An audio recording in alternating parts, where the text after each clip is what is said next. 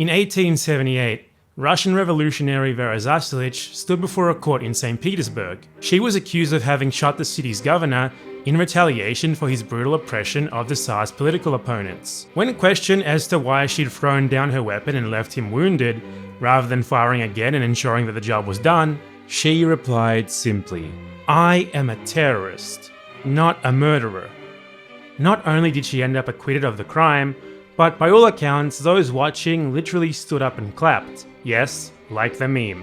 Now, about 140 years later, someone enthusiastically branding themselves a terrorist to a rapturous applause would be unthinkable. We understand the term to be incredibly negative, a severe denouncement of one's methods, cause, and morality. But the meaning of the term itself hasn't really changed much. The Cambridge English Dictionary, for example, defines it as violent action for political purposes. While this is very general and hardly the most thorough technical definition, in terms of common everyday usage, that's pretty much the definition that was predominant during Vera Zasulich's time. So if the basic definition of the word hasn't changed much, that must mean that something else has. So just what did then? And how and why has this shift taken place?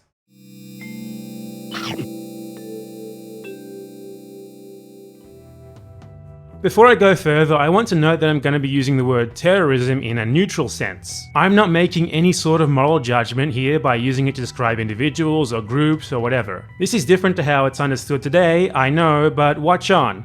It'll make more sense later. Historically speaking, terrorism as both a word and as a widespread identifiable phenomenon is relatively new. The term first came into use in the second half of the 19th century, though it can be applied retrospectively to some limited examples before that. It has its roots in the terror of the French Revolution. Back then, the word terror didn't quite carry the sense of something horrific or detestable as it does today, but rather a feeling of righteousness, of striking back against an unjust, repressive, and outdated established order. A reaction to the violence of oppressive regimes that made gratuitous everyday use of it. So it's no wonder then that its modern practice first emerged in a brutal absolute monarchy, the Russian Empire. There, this terrorist violence became a common tactic of revolutionaries hoping to spur political change. The timing of its emergence coincides with the ramping up of the Second Industrial Revolution, which brought new, rapid methods of mass production as well as technological advancements. It also necessitated the mass migration of people from the countryside to the cities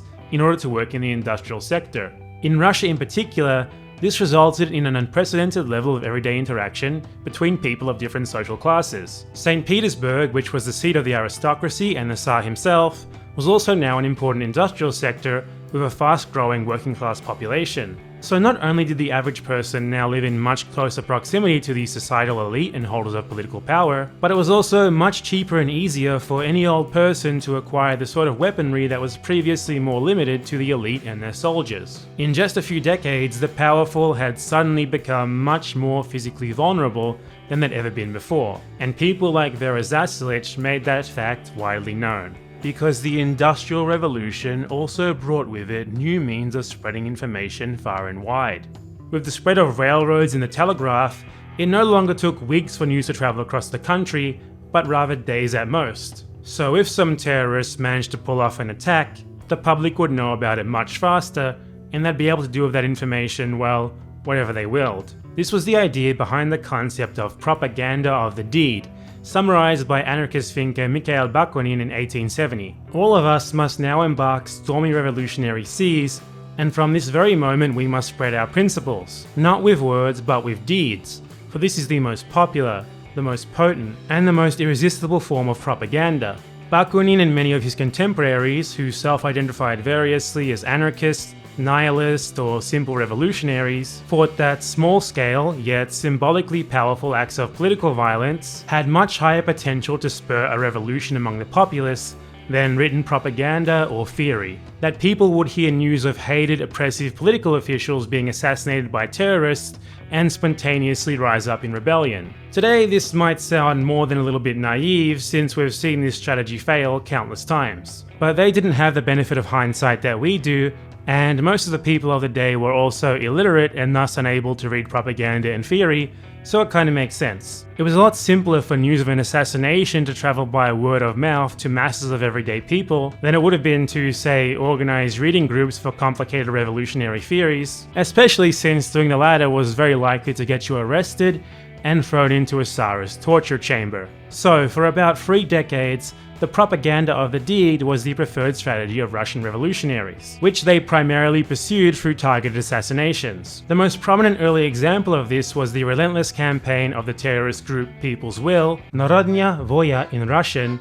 rate my Russian, to assassinate Tsar Alexander II himself. They used the new 1870 invention of dynamite with its unparalleled destructive potential and ease of use in a series of attacks, the likes of which had scarcely been seen before. First, they attempted 2 dynamite bombings, one on a train that the Tsar was traveling on, and the other in the Winter Palace. The latter killed 11 guards and gravely injured more than 50 others, demonstrating the incredible destructive power of this new weapon. But on both occasions, the Tsar wasn't where he had been expected to be when the bomb went off, so he escaped unscathed. So, in the next attempt, on the 1st of March 1881, they went for a more direct approach. Despite an ongoing, brutal crackdown on their membership, and despite the Tsar being much more heavily guarded than usual due to the previous attempts on his life, People's Will managed to line the sides of the road of the Tsar's regular everyday commute with inconspicuous-looking, normal people. The assassins waited for his carriage to pass, and then they literally threw sticks of dynamite at it. The resulting multiple massive explosions killed the Tsar, most of his entourage, and also the terrorist who had thrown the lethal stick of dynamite himself. The success of this attack, in which ordinary people had managed to assassinate a sitting head of state, despite extensive measures to prevent them from doing so, exposed a new and glaring weakness in the nation-state's ability to enforce its monopoly on violence. The doctrine, still dominant today, that the state has the sole right to decide what constitutes the acceptable use of physical force. In practice, this usually means that it's the exclusive domain of the police, the armed forces, and anyone else authorized to use force by the state, and that anyone who breaks this monopoly is to be quickly dealt with by those forces. But these terrorists could not be so simply dealt with such brute force. They hid among the populace, and they were able to strike at any time with huge destructive power. And the attackers themselves were very much aware of the advantage that they held. Nikolai Morozov, himself a member of People's Will, perfectly summarized this glaring weakness.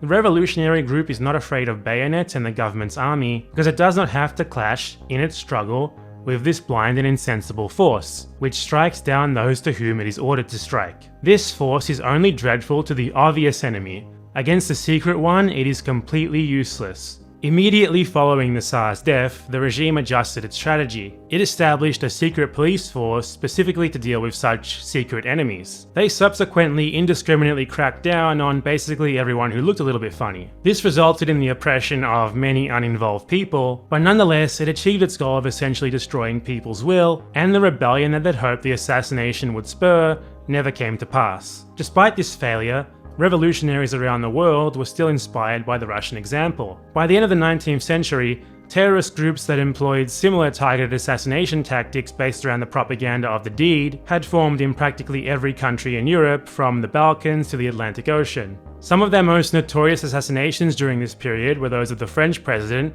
Sadi Camor, in 1894, and of Empress Elizabeth of Austria in 1898. There was seemingly little that could be done to stop this with the technology of the time, as no scientific means of identifying people yet existed. If you didn't know someone's face and they weren't carrying ID, there was simply no way of identifying them if they didn't cooperate. The only option seemed to be keeping leaders under lock and key all the time, or just plain rounding up every random person as was done in Russia. So they came up with a different plan. In November of 1898, the International Anti-Anarchist Conference was called in Rome, a direct reaction to the assassination of Empress Elizabeth. This conference was so secretive that up until the 1980s, some historians still doubted that it had really taken place. 21 countries, the whole of Europe at the time, sent delegates to this conference. This sort of large-scale international cooperation was practically unheard of beforehand, which shows how seriously nation-states took the terrorist threat. It preceded the establishment of the League of Nations by 2 decades. The conference was mostly unsuccessful in its goal of establishing international laws and cross-border cooperation against so-called anarchism. Nonetheless, the definition that it arrived at for anarchism entered into common parlance, and informed international anti-terrorist efforts for decades. They defined anarchists as simply people who commit violent actions aimed at the destruction of all social organization. They also specifically attempted to depoliticize anarchism, stating that the conference is of the opinion that anarchism does not have anything in common with politics, and it should in no case be considered a political doctrine. So, anarchism, which is a complicated political ideology mostly defined by its rejection of hierarchy, that does not innately involve any calls to violence at all, let alone the sort of terrorism that was associated with anarchists at the time, was redefined simply as an apolitical desire for violence for the sake of violence. Chaos for the sake of chaos. If you've ever wondered why anarchy today is so often used as a mere synonym for chaos, well, here's why. But by then, many prominent anarchists had already denounced terrorism as a tactic, because it had become clear that the propaganda of the deed simply didn't work nearly as well as it had been hoped. The masses had not reacted to assassinations by rising up in revolution, rather such attacks were simply being used by the state itself to justify the repression of worker organization, general draconian oppression, and to delegitimize the cause of their opponents.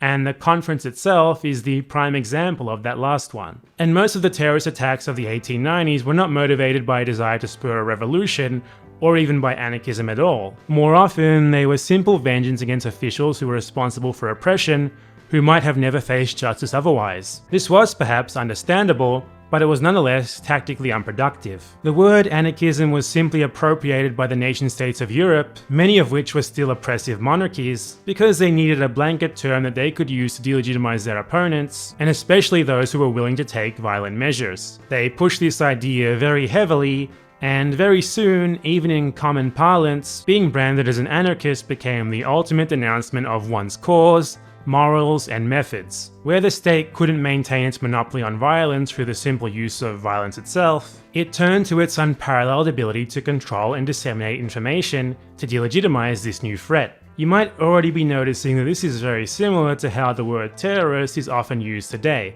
More on that soon. The assassination still continued, though since it had become clear that such acts were not so useful as a real tactic, they'd mostly become the domain of individuals rather than being planned by organizations. Some notable examples are the 1900 assassination of King Umberto I in Italy, as revenge for the murder of rioters 2 years earlier, and the 1901 assassination of President McKinley of the USA by a self-identified anarchist who was acting alone. Yup, the trend of individual assassinations had made its way across the Atlantic, to explosive effect. Immediately after his subsequent inauguration as the new president, Theodore Roosevelt echoed European leaders in declaring that anarchy is a crime against the whole human race, and all mankind should band against the anarchist. His crime should be made an offense against the laws of nations, like piracy and that form of man-stealing known as the slave trade, for it is of far blacker infamy than either. This was then used to justify deportations and tightened immigration controls. Sound familiar?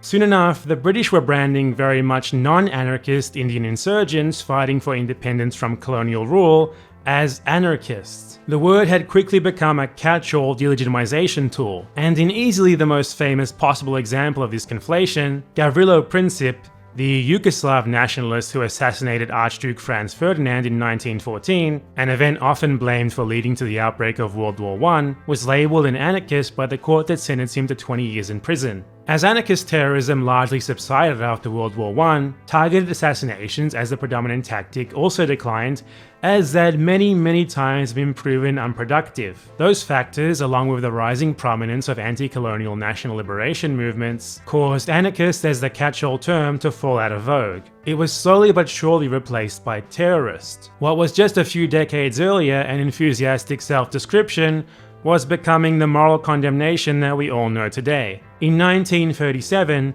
the League of Nations sought to draw up a convention for the prevention and punishment of what it specifically called terrorism. While the convention was never properly ratified, it's still a great example of how quickly the preferred term had shifted, with all the same negative connotations transferring too. There's no better example of this than the literal Nazis derogatively branding resistance movements across Europe, who were kind of fighting against invasions of their own countries, as terrorists for attacks on German military targets. Soon after World War II, the negative connotations of the word had become a huge problem for those branded with it. This was especially a problem because their causes were far more widely accepted as legitimate than those of the terrorists of a few decades earlier. Terrorism studies academic David C. Rapoport writes, "Anti-colonial causes were legitimate to many more parties, and that created a definition problem. The term terrorist had accumulated so many abusive connotations that those identified as terrorists found that they had enormous political liabilities. Rebels stopped calling themselves terrorists. The Zionist group Lehi abandoned the label in 1948, and was the last known organization of that era to call itself terrorist." Rapoport continues saying that Menachem Begin, leader of the Irgun, Lehi's contemporary and rival, concentrated on purpose rather than means, describing his people as freedom fighters struggling against government terror. So appealing did this self-description prove to be that all subsequent terrorist groups followed suit. Governments appreciated the political value of appropriate language too, and began to describe all violent rebels as terrorists. The whole governments calling everyone they don't like terrorists, and the so-called terrorists calling themselves freedom fighters in response thing was huge for decades during the height of the anti-colonial era, and it's still quite big today. And this distinction was becoming especially important because at the time, attacks against civilians were becoming more common. They weren't nearly as common as they sometimes seem to be today, but compared to the so-called anarchist era, where terrorists had mostly been very measured with their target selection, there was certainly more. It didn't matter if they were a guerrilla group or even a regular army fighting for independence from colonial rule. It didn't matter if they only targeted combatants and took pains to avoid collateral damage. It didn't even matter if they only targeted infrastructure and property and specifically avoided human casualties. Colonial overlords, their allies, and their apologists branded all of them equally with a label that conflated their actions with the mass murder of civilians, an incredibly powerful means of delegitimization. And so there would be impassioned arguments in the UN over whether certain groups were terrorists or freedom fighters. Of course, they never resulted in anything, but they do show how important the linguistic distinction had become. In that same era, colonizing nations themselves frequently used terrorist tactics. The quintessential example of this is the French repression in Algeria, which soon became the prototype for state terrorism the world over. French police and troops would target civilians for extrajudicial torture and killings, and Algerian forces would retaliate by targeting French civilians. In the most shocking example of this cycle of terrorist violence, French paramilitary set off a bomb in the city centre of Algiers, the capital of Algeria, killing upwards of 70 civilians. And yet, during that time, the French were mostly not branded as terrorists, while the Algerians invariably were. In South Africa, the African National Congress, the premier anti-apartheid organization, only turned to violence in 1961, following 5 decades of peaceful advocacy for equality. This was a reaction not only to the apartheid system, but also to the terrible violence of the South African state, which had murdered at least 60 people during the Sharpeville massacre the previous year. As Nelson Mandela himself said, "The government which uses force to support its rule teaches the oppressed to use force to oppose it." Yet it was not the apartheid government with its death squads, brutal oppression, and violent enforcement of racial hierarchy that was branded as terrorist. Rather, Mandela and the ANC were, despite going to pains to avoid hurting civilians. And not only within South Africa itself, they were also called terrorists by some of the most geopolitically influential nations. Margaret Thatcher, Prime Minister of the UK from 1979 to 1990, said that the ANC were a typical terrorist organisation while refusing to sanction the apartheid government, and a Tory student organisation produced this lovely poster expressing the same sentiment. And in the USA, President Ronald Reagan also refused to sanction the South African government, but he did officially designate the ANC as a terrorist organisation. And Mandela himself was still listed as a terrorist until 2008. Why? Well, because they considered the terrorist label to be delegitimizing and derogative, and so they used it against the ANC and Mandela, because they considered doing so politically advantageous or perhaps ideologically required. It's a great example of how states often employ the terrorist label in a way that means very little beyond, we don't like this group, this cause, or this other state. You can also see some of this in how Cuba was listed as a state sponsor of terrorism by the United States from 1982 until 2005. Not because they were actually linked to any terrorist attacks, but because it was just politically convenient to do so. Cuba had already long been considered an enemy of the USA, and they had competing geopolitical interests in the Americas. So Cuba sometimes provided support to guerrilla groups, while the USA did the exact same thing on the other side, most famously with the Contras in Nicaragua.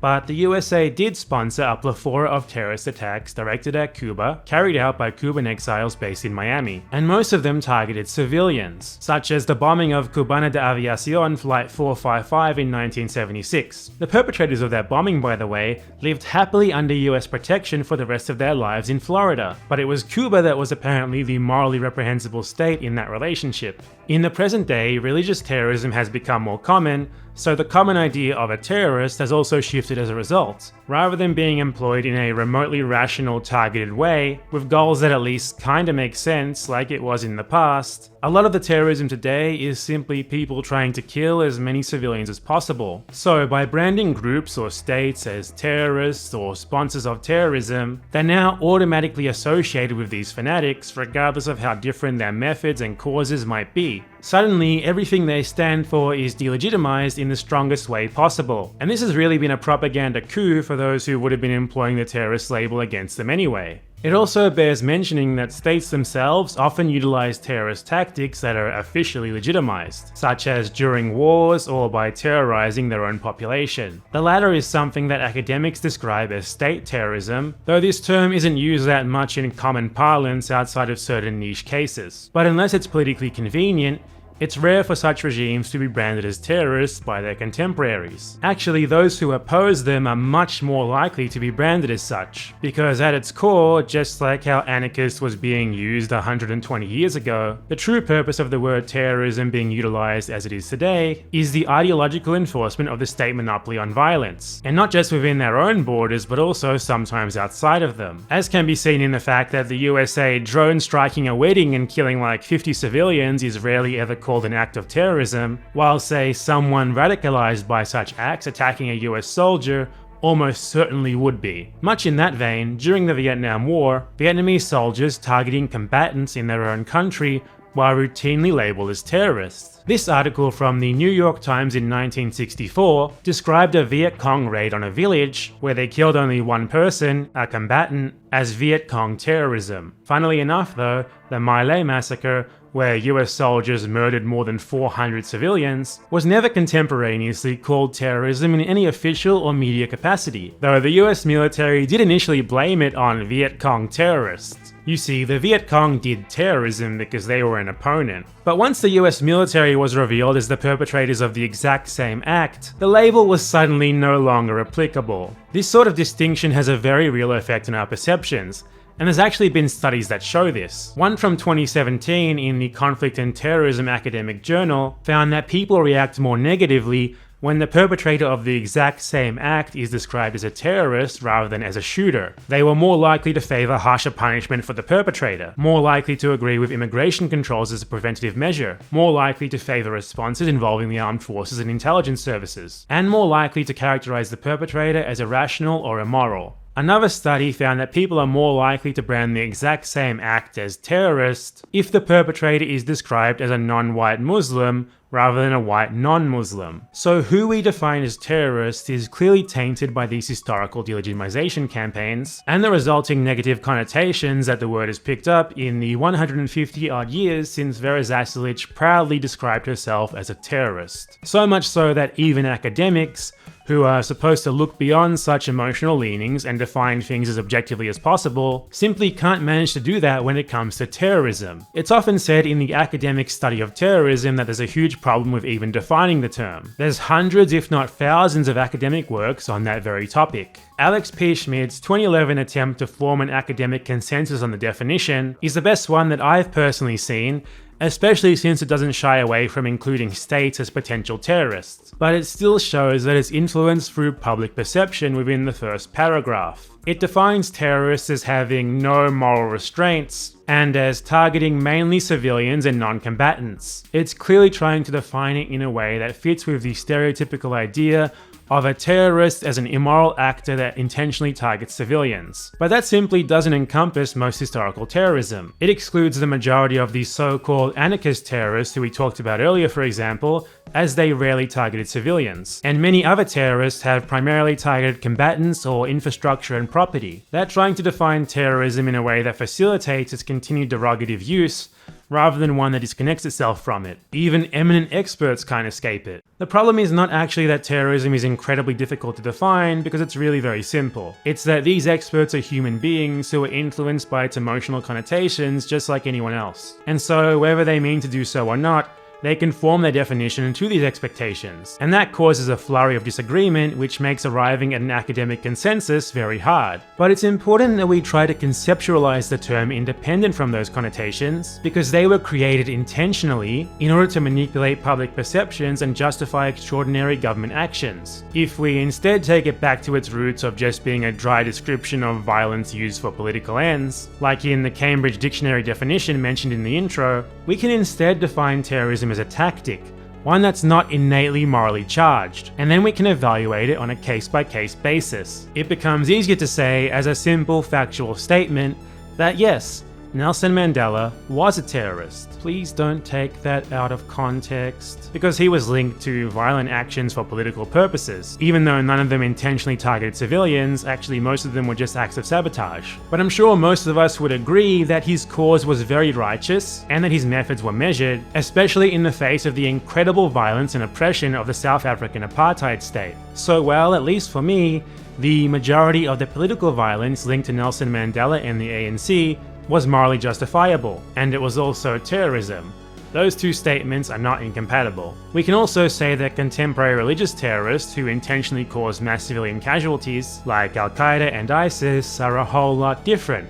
Morally reprehensible, in fact. War is also an innately political and obviously very violent practice. So is war terrorism? Well, the distinction between terrorism in its drier, more objective sense and war is that war is at least ostensibly fought within the confines of laws and conventions, which differentiates it from the more irregular terrorist violence. But if these norms are broken, then well, such acts can easily be defined as terrorism. And well, they really should be, if for no reason other than to challenge the way that the word is weaponized by the very nation states who are responsible for such crimes. At its core, terrorism is simply a tactic, one that can be employed justly, abominably, or perhaps with more moral ambiguity. Governments have worked to delegitimize it ever since it first became common back in the 19th century, not because it's by default morally reprehensible, but because it threatens the state monopoly on violence, and has the potential to force change upon the powerful. That's part of why terrorism is often codified in law as a particularly serious crime. Such laws paint monstrous mass murderers of civilians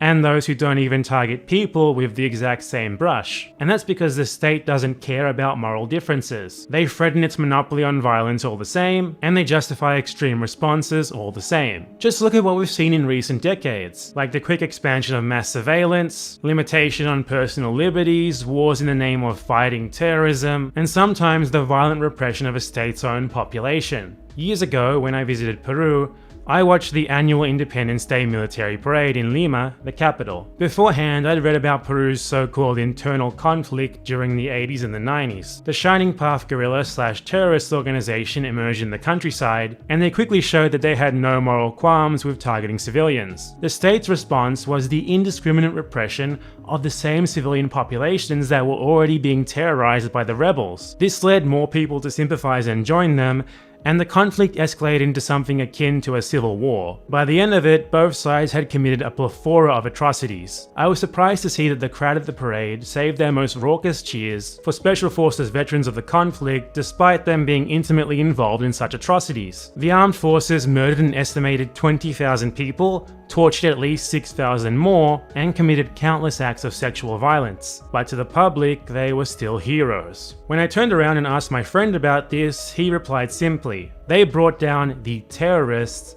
and that's all that matters. This really shows how powerful and dangerous the terrorist label is, since the Shining Path were commonly regarded as terrorists while the armed forces and other agents of the state were not. Atrocities against civilians by the state, committed in the name of fighting terrorism, are widely considered to have been justified. Terrorism is practically useless as any sort of meaningful descriptor. It normally just indicates that the user of the term disapproves of whoever or whatever they're applying it to in the strongest possible way. But its original, more neutral meaning is much more useful. Who knows if it'll ever make a comeback. So if there's anything that you should take from this video, it's to ask yourself, are atrocities worse if they're labeled as terrorist? Is a massacre or a bombing less reprehensible if it's not terrorist? Is there an action or an entity that you'd normally be okay with that you'd suddenly consider morally wrong based on whether it is or can be labeled as terrorist? I think you'll find the answer is pretty much always no. Thanks for watching. Hope that you enjoyed this exercise of me getting myself put on numerous worldwide watch lists. If you like this video, consider helping me out by subscribing to my channel, supporting me on Patreon, or by becoming a member on YouTube, or sending me a one-time donation on Ko-fi. Oh, and check out my second channel with shorter videos called Empanada Report. Now, I'd just like to thank all of my patrons and especially my $10 plus patrons. Jesse Hostik, Super Pancake Man, Tonga Purutu Neha, One Trash Boy, Violet Rain, Lautaro, Igor Dorzak, Nico of the Cestus, Diego A. Salvati, Mamushin, Charles Lenchner, Key to the Fields, Audrey and Nate Fawn, Industrial Robot, Young Trotsky, Morimer, Mubashir Razvi, Sincione Brezgal, Mitsuki Kazen, Derek, Christoph Kaczynski, and Jilly Bean. See you next time, folks.